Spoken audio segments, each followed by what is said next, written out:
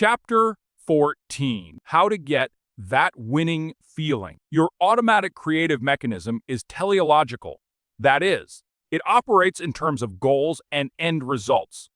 Once you give it a definite goal to achieve, you can depend upon its automatic guidance system to take you to that goal much better than you ever could by conscious thought. You supply the goal by thinking in terms of end results. Your automatic mechanism then supplies the means whereby, if your muscles need to perform some motion to bring about the end result, your automatic mechanism will guide them much more accurately and delicately than you could by taking thought. If you need ideas, your automatic mechanism will supply them. Think in terms of possibilities. But to accomplish this, you must supply the goal. And to supply a goal capable of activating your creative mechanism, you must think of the end result in terms of a present possibility. The possibility of the goal must be seen so clearly that it becomes real to your brain and nervous system. So real, in fact, that the same feelings are evoked as would be present if the goal were already achieved. This is not so difficult nor so mystical as it may first appear. You and I do it every day of our lives. What, for example, is worry about possible unfavorable future results, accompanied by feelings of anxiety, inadequacy, or perhaps humiliation.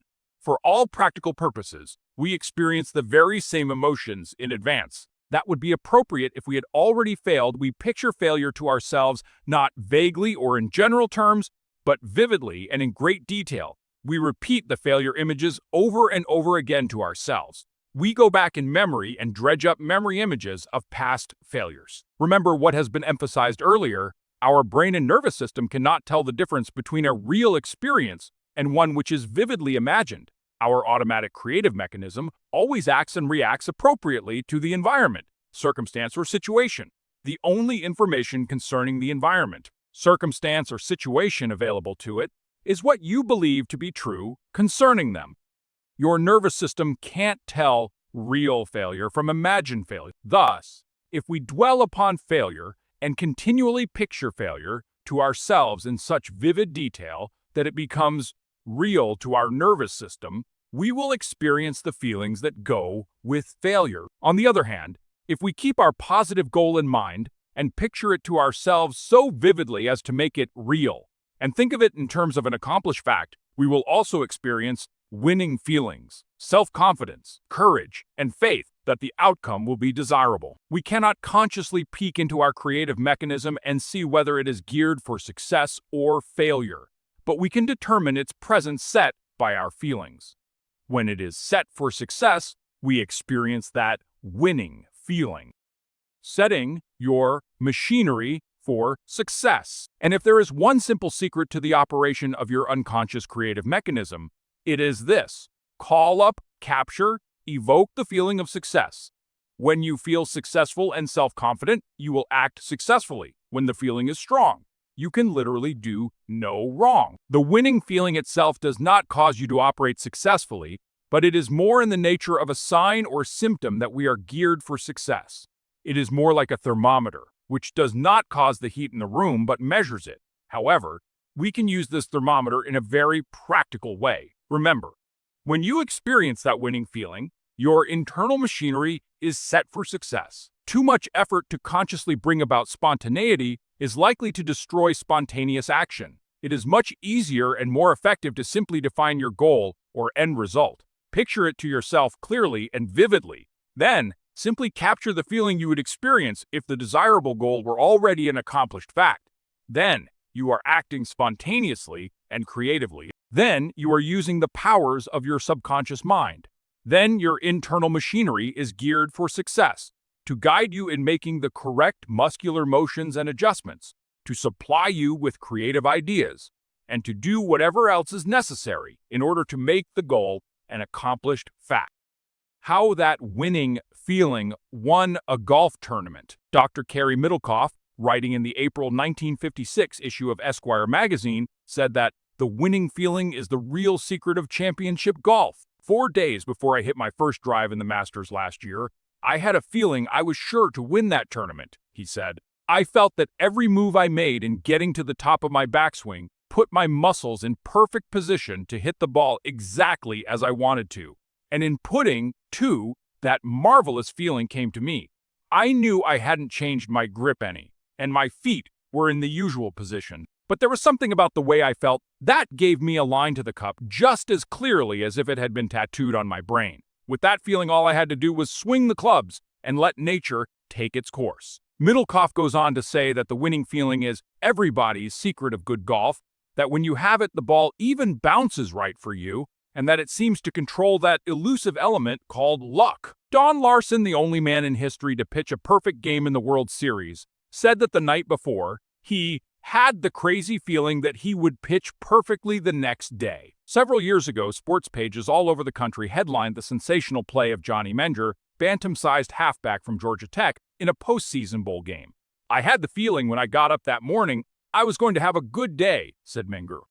This may be tough, but it can be licked. There is truly magic in this winning feeling. It can seemingly cancel out obstacles and impossibilities. It can use errors and mistakes to accomplish success. J.C. Penney tells how he heard his father say on his deathbed, "I know Jim will make it." From that time onward, Penney felt that he would succeed. Somehow, although he had no tangible assets, no money, no education, the chain of J.C. Penney stores was built upon many impossible circumstances and discouraging moments. Whenever Penney would get discouraged, however, he would remember the prediction of his father, and he would feel that somehow he could whip the problem facing him. After making a fortune, he lost it all at an age when most men have long since been retired. He found himself penniless, past his prime, and with little tangible evidence to furnish reason for hope. But again, he remembered the words of his father and soon recaptured the winning feeling, which had now become habitual with him.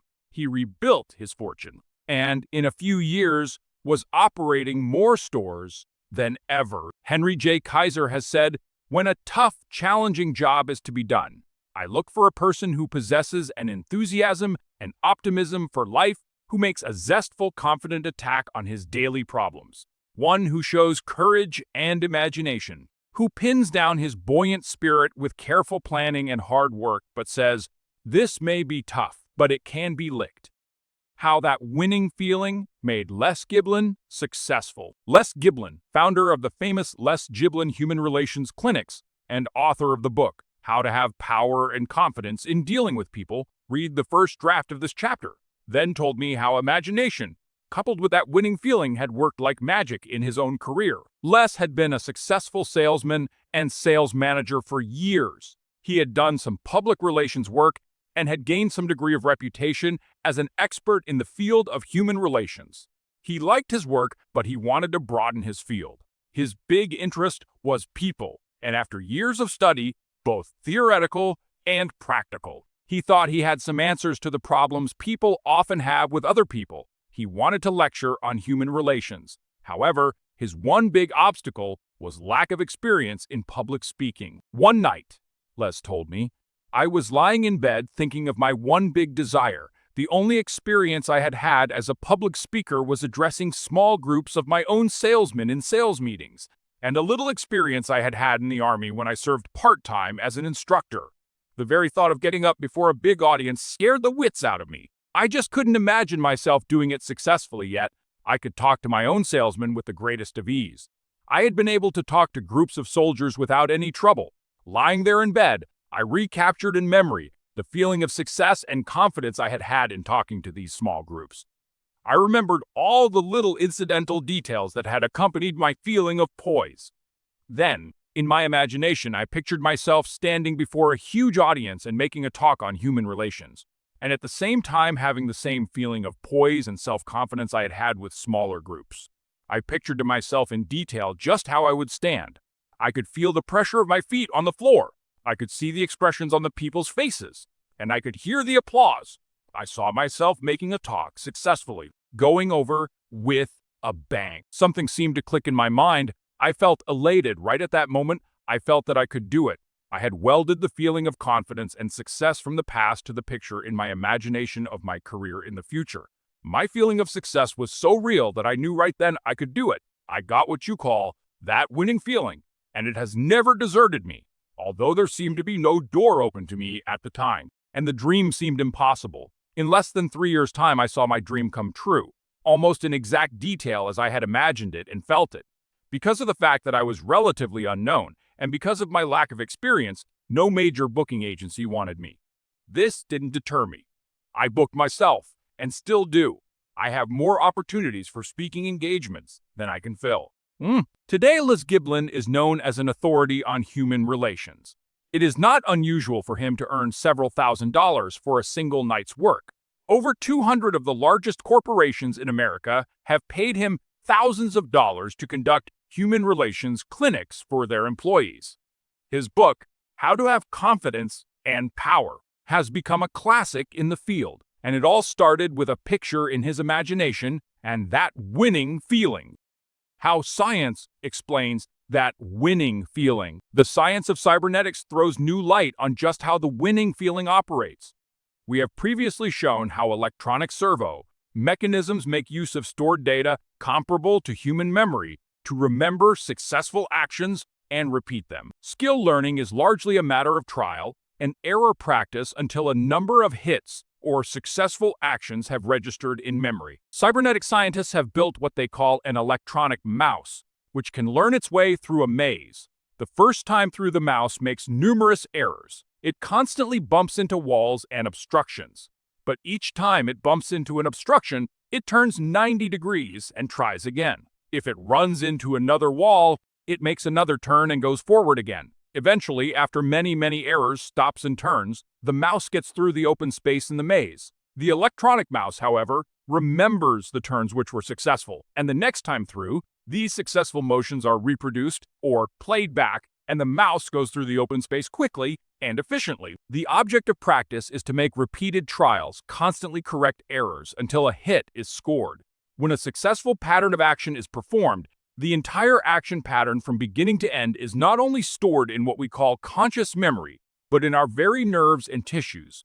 Folk language can be very intuitive and descriptive. When we say, "I had a feeling in my bones that I could do it," we are not far from wrong. When Dr. Carey Middlecoff says, "There was something about the way I felt that gave me a line to the cup just as clearly as if it had been tattooed on my brain," he is, perhaps unknowingly, very aptly describing the latest scientific concept of just what happens in the human mind when we learn, remember, or imagine. How your brain records success and failure. Such experts in the field of brain physiology as Dr. John C. Eccles and Sir Charles Sherrington tell us that the human cortex is composed of some 10 billion neurons, each with numerous axons, feelers, or extension wires, which form synapses, electrical connections between the neurons. When we think, remember, or imagine, these neurons discharge an electrical current which can be measured. When we learn something or experience something, a pattern of neurons forming a chain or tattooing of a pattern is set up in brain tissue.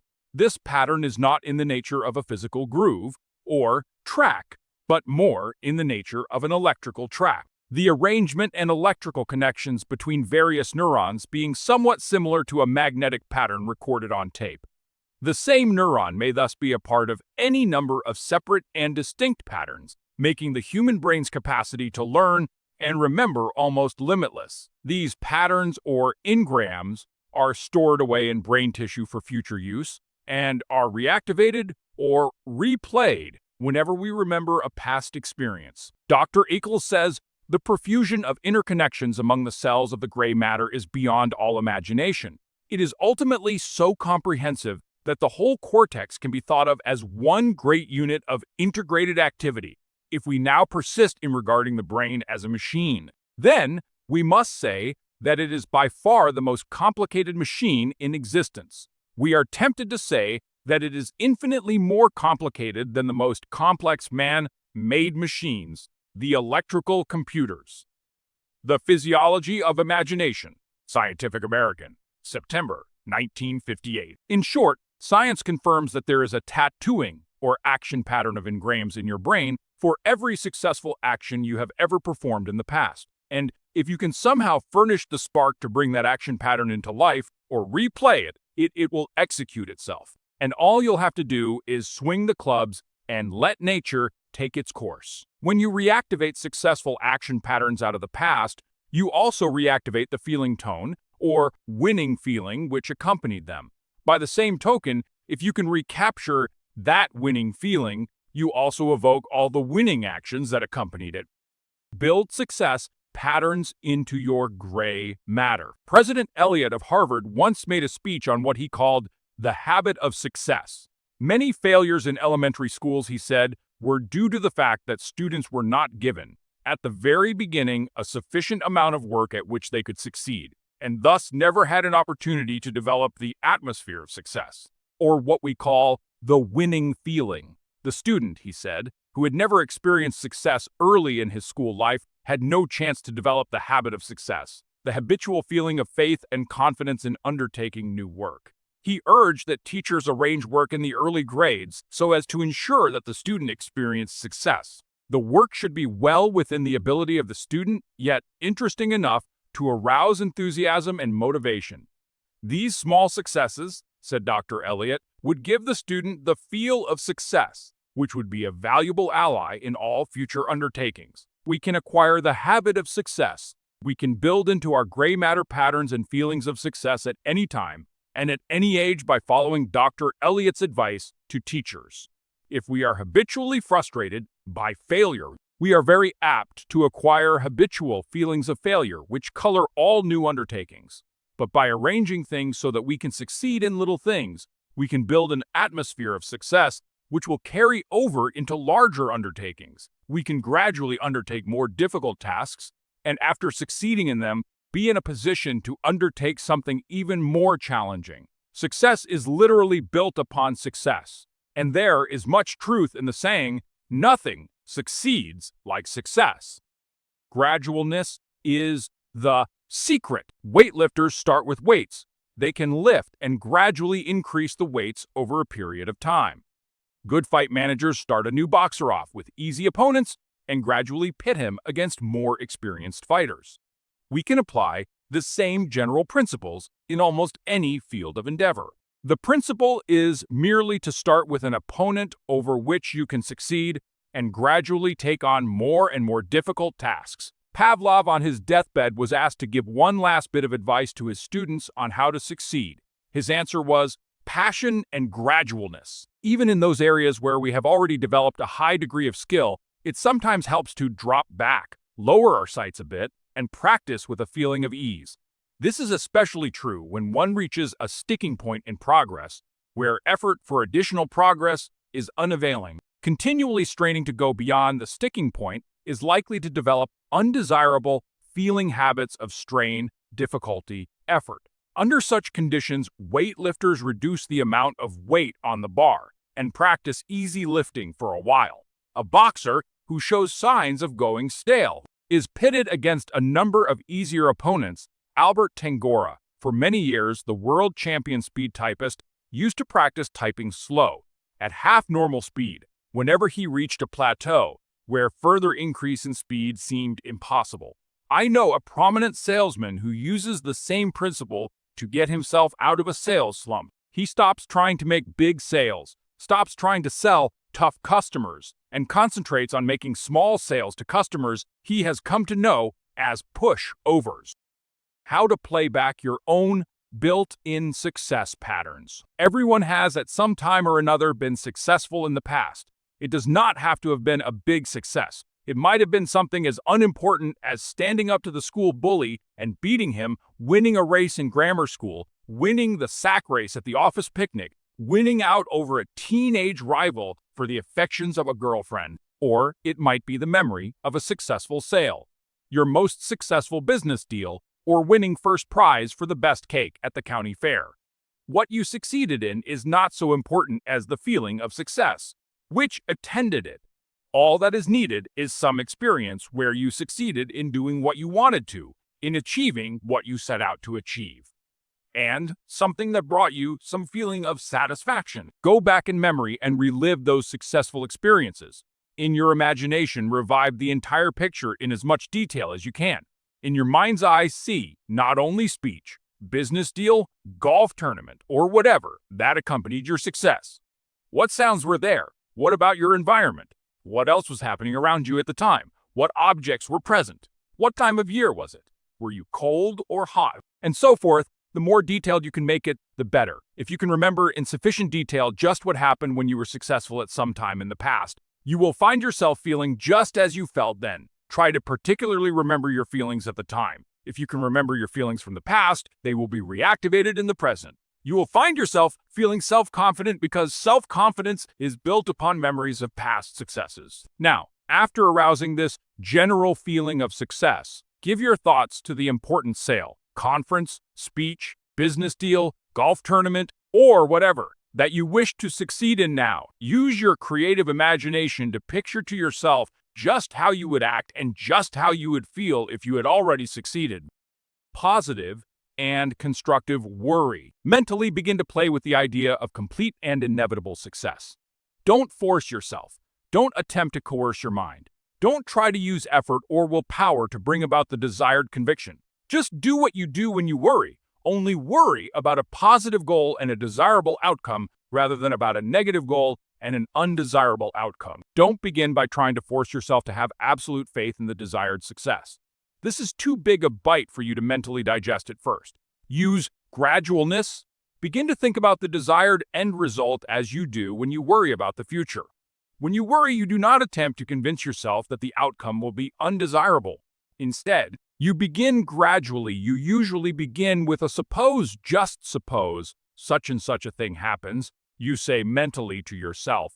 You repeat this idea over and over to yourself. You play with it. Next comes the idea of possibility. Well, after all, you say, such a thing is possible. It could happen. Next comes mental imagery. You begin to picture to yourself all the various negative possibilities. You play these imaginative pictures over and over to yourself, adding small details and refinements. As the pictures become more and more real to you, appropriate feelings begin to manifest themselves, just as if the imagined outcome had already happened. And this is the way that fear and anxiety develop. How to cultivate faith and courage. Faith and courage are developed in exactly the same way. Only your goals are different. If you are going to spend time in worry, why not worry constructively? Begin by outlining and defining to yourself the most desirable possible outcome. Begin with your suppose. Suppose the best possible outcome did actually come about.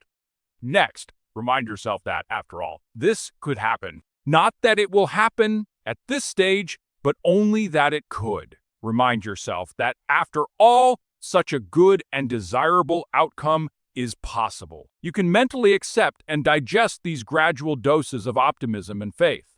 After having thought of the desired end result as a definite possibility, begin to imagine what the desirable outcome would be like. Go over these mental pictures and delineate details and refinements. Play them over and over to yourself. As your mental images become more detailed, as they are repeated over and over again, you will find that once more appropriate feelings are beginning to manifest themselves, just as if the favorable outcome had already happened. This time, the appropriate feelings will be those of faith, self-confidence, courage, or all wrapped up into one package, that winning feeling.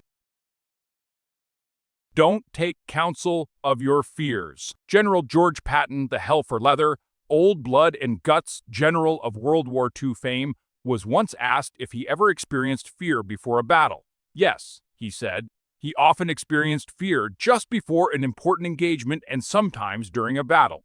But, he added, I never take counsel of my fears. If you do experience negative failure feelings, fear and anxiety before an important undertaking, as everyone does from time to time, it should not be taken as a sure sign that you will fail. It all depends upon how you react to them and what attitude you take toward them. If you listen to them, obey them, and take counsel of them, you will probably perform badly. But this need not be true. First of all, it is important to understand that failure feelings, fear, anxiety, lack of self-confidence, do not spring from some heavenly oracle. They are not written in the stars. They are not holy gospel, nor are they intimations of a set and decided fate, which means that failure is decreed and decided. They originate from your own mind. They are indicative only of attitudes of mind within you, not of external facts which are rigged against you. They mean only that you are underestimating your own abilities, overestimating and exaggerating the nature of the difficulty before you, and that you are reactivating memories of past failures rather than memories of past successes. That is all that they mean and all that they signify. They do not pertain to or represent the truth concerning future events, but only your own mental attitude about the future event. Knowing this, you are free to accept or reject these negative failure feelings, to obey them and take counsel of them, or to ignore their advice. And go ahead. Moreover, you are in a position to use them for your own benefit. Accept negative feelings as a challenge. If we react to negative feelings aggressively and positively, they become challenges which will automatically arouse more power and more ability within us. The idea of difficulty, threat, menace arouses additional strength within us if we react to it aggressively rather than passively.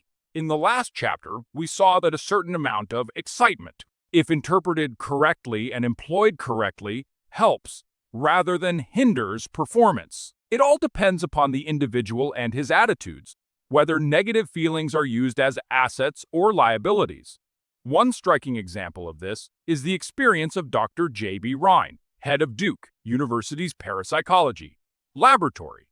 Ordinarily, says Dr. Rhine, negative suggestions, distractions, expressions of disbelief on the part of onlookers will have a decided adverse effect upon a subject's scoring when he is trying to guess the order of cards in a special deck or is being tested in any other way for telepathic ability. Praise, encouragement, pulling for the subject nearly always causes him to score better. Discouragement and negative suggestions can almost always be counted upon to send the test scoring down immediately and dramatically. However, occasionally, a subject will take such negative suggestions as challenges and perform even better. For example, a subject by the name of Pierce consistently scored well above pure chance, 5 correct calls out of a deck of 25 cards. Dr. Rhine decided to try challenging Pierce to do even better. He was challenged before each trial with a wager that he would not get the next card, right? It was evident during the run that Pierce was being stirred up to a high pitch of intensity. The bet was simply a convenient way of leading him on to throw himself into the test with enthusiasm, said Dr. Rhine. Pierce called all 25 cards correctly. Lillian, a 9-year-old, did better than average when nothing was at stake, and she had nothing to worry about if she failed. She was then placed in a minor pressure situation by being offered 50 cents if she called all cards in the deck correctly. As she went through the test, her lips moved constantly as if talking to herself. She called all 25 cards correctly. When she was asked what she had been saying to herself, she revealed her aggressive, positive attitude to the threat by saying, "I was wishing all the time that I could get 25. React aggressively to your own negative advice. Everyone has known individuals who can be discouraged and defeated by the advice from others that you can't do it. On the other hand, there are people who rise to the occasion and become more determined than ever to succeed when given the same advice. An associate of Henry J. Kaiser says, "If you don't want Henry to do a thing, you had better not make the mistake of telling him it can't be done, or that he can't do it, for he will then do it or bust." It is not only possible but entirely practicable to react in the same aggressive, positive manner to the negative advice of our own feelings as we can and should when the negative advice comes from others. Overcome evil with good. Feelings cannot be directly controlled by willpower. They cannot be voluntarily made to order or turned on and off like a faucet. If they cannot be commanded, however, they can be wooed. If they cannot be controlled by a direct act of will, they can be controlled indirectly. A bad feeling is not dispelled by conscious effort or willpower. It can be dispelled, however, by another feeling. If we cannot drive out a negative feeling by making a frontal assault upon it, we can accomplish the same result by substituting a positive feeling.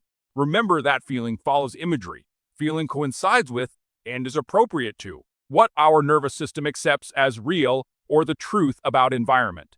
Whenever we find ourselves experiencing undesirable feeling tones, we should not concentrate upon the undesirable feeling even to the extent of driving it out. Instead, we should immediately concentrate upon positive imagery, upon filling the mind with wholesome, positive desirable images, imaginations, and memories.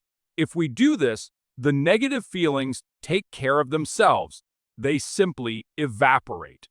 We develop new feeling tones appropriate to the new imagery. If, on the other hand, we concentrate only upon driving out or attacking worry thoughts, we necessarily must concentrate upon negatives. And even if we are successful in driving out one worry thought, a new one, or even several new ones are likely to rush in. Since the general mental atmosphere is still negative, Jesus warned us about sweeping the mind clean of one demon, only to have 7 new ones move in. If we left the house empty, he also advised us not to resist evil, but to overcome evil with good. The substitution method of curing worry. Dr. Matthew Chappell, a modern psychologist, recommends exactly the same thing in his book, How to Control Worry, Matthew N. Chappell. How to Control Worry, Macmillan Company, New York. We are worriers because we practice worrying until we become adept at it, says Dr. Chappell. We habitually indulge in negative imagery out of the past, and in anticipating the future, this worry creates tension. The worrier then makes an effort to stop worrying and is caught in a vicious cycle. Effort increases tension. Tension provides a worrying atmosphere. The only cure for worry, he says, is to make a habit out of immediately substituting pleasant, wholesome mental images for unpleasant worry images. Each time the subject finds himself worrying, he is to use this as a signal to immediately fill the mind with pleasant mental pictures out of the past or in anticipating pleasant future experiences. In time, worry will defeat itself because it becomes a stimulus for practicing anti-worrying. The worrier's job, says Dr. Chappell, is not to overcome some particular source of worry, but to change mental habits. As long as the mind is set or geared in a passive defeatist, I hope nothing happens sort of attitude, there will always be something to worry about. Psychologist David Seabury says that the best piece of advice his father ever gave him was to practice positive mental imagery, immediately and on cue, so to speak, whenever he became aware of negative feelings. Negative feelings literally defeated themselves by becoming a sort of bell which set off a conditioned reflex to arouse positive states of mind. When I was a medical student, I remember being called upon by the professor to orally answer questions on the subject of pathology. Somehow, I was filled with fear and anxiety when I stood up to face the other students, and I couldn't answer the questions properly. Yet, on other occasions when I looked into the microscope at a slide and answered the typewritten questions before me, I was a different person. I was relaxed, confident, and sure of myself because I knew my subject. I had that winning feeling and did very well. As the semester progressed, I took stock of myself, and when I stood up to answer questions, I pretended I didn't see an audience, but was looking through a microscope. I was relaxed and substituted that winning feeling for the negative feeling when quizzed orally. At the end of the semester, I did very well in both oral and written examinations. The negative feeling had finally become a sort of bell, which created a conditioned reflex to arouse that winning feeling. Today, I lecture and speak with ease at any gathering in any part of the world because I am relaxed and know what I am talking about when I do speak. More than that, I bring others into the conversation and make them feel relaxed too. Throughout 25 years of practice as a plastic surgeon, I have operated on soldiers mutilated on the battlefield, children born with disfigurements, men, women, and children injured in accidents at home, on the highway, and in industry. These unfortunate people felt that they could never have that winning feeling. Yet, by rehabilitating them and making them look normal, they substituted for their negative feelings one of hope in the future. In giving them another chance at capturing that winning feeling, I myself became skillful in the art of having that same feeling. In helping them improve their self-image, I improved my own. All of us must do the same with our inner scars, our negative feelings, if we want to get more living out of life. The choice is up to you. Within you is a vast mental storehouse of past experiences and feelings, both failures and successes. Like inactive recordings on tape, these experiences and feelings are recorded on the neural engrams of your gray matter. There are recordings of stories with happy endings and recordings of stories with unhappy endings. One is as true as the other. One is as real as the other. The choice is up to you as to which you select for playback. Another interesting scientific finding about these engrams is that they can be changed or modified, somewhat as a tape recording may be changed by dubbing in additional material or by replacing an old recording with a new by recording over it. Doctors Eccles and Sherrington tell us that the engrams in the human brain tend to change slightly each time they are played back. They take on some of the tone and temper of our present mood, thinking, and attitudes toward them. Also, each individual neuron may become a part of perhaps 100 separate and distinct patterns. Much as an individual tree in an orchard may form a part of a square, a rectangle, a triangle, or any number of larger squares, etc. The neuron in the original engram of which it was a part takes on some of the characteristics of subsequent engrams of which it becomes a part, and in so doing, changes somewhat the original engram. This is not only very interesting, but encouraging. It gives us reason to believe that adverse and unhappy childhood experiences, traumas, etc., are not as permanent and as fatal as some earlier psychologists would have had us believe. We now know that not only does the past influence the present, but that the present clearly influences the past. In other words, we are not doomed or damned by the past. Because we did have unhappy childhood experiences and traumas which left engrams behind, does not mean that we are at the mercy of these engrams, or that our patterns of behavior are set, predetermined, and unchangeable.